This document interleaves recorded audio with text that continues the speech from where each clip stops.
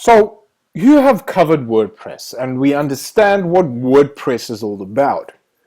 We went so far as to creating our own pages, creating our own posts, adding plugins and adding widgets. We also understand what the SEO capabilities are of WordPress. Now we're going a step further and kind of broadening our knowledge as to where to go next.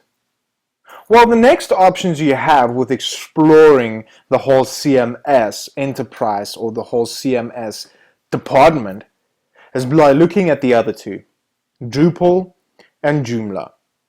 So what I've done is I've decided to actually show you a couple of things that why WordPress is better than Drupal, why Drupal is better than WordPress. So in essence, you have this whole thing that people say that this one is better than that one. At the end of the day, you choose which one is best for your client or choose which one is best for you. You would see the first thing that goes is the number of code versions or core versions as they say.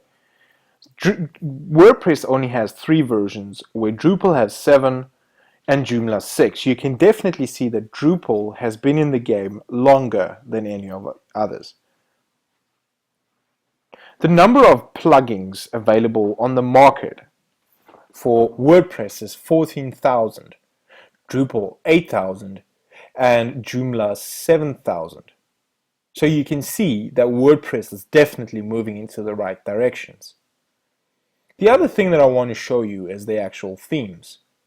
The number of themes available for WordPress is around about 1,392, and that is only on the market.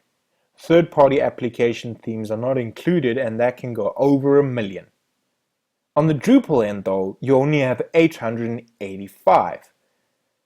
So when choosing which platform to go with, you should always make sure that you understand and know that you will be limited by themes and templates at the other two CMSs. However, with WordPress, you are unlimited. The number of visits to the main site of a WordPress site is 50 million. The other two has got 55,700 and the other one 59. You would see that WordPress has got a vast number of more users. However, please bear in mind that WordPress also gets used for a blog site, not only for a website, making it quite a bit different. You can see that the popular sites on this platform is NTV News, Time, The Ford Story, and WSJ.com. You would see that Drupal has got The Economist, The Actual NTV, London Government, The Onion, and The White House.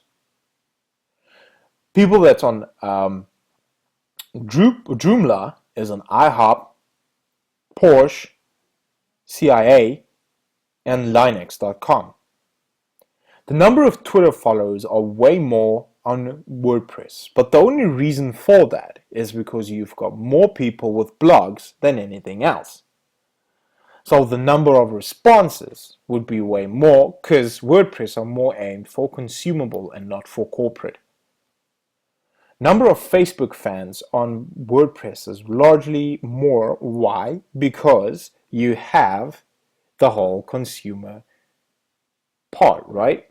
So if you have more consumers, you will have more people going to your site, right?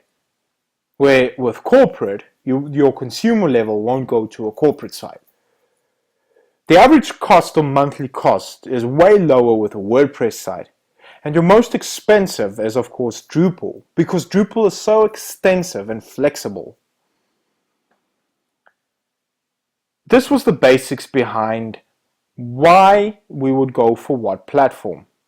In essence, you have just covered WordPress. You need to still have a look at Drupal and Joomla to understand which one will work for you. I would definitely recommend you using, in essence, WordPress. However, you would come down to when your client wants something more extravagant than WordPress. then maybe stretching out to Drupal or Joomla will definitely be an answer you can look at. This was looking at the different CMS platforms. And remember, WordPress is not seen as a CMS, but as a blog site or a blog content managing system.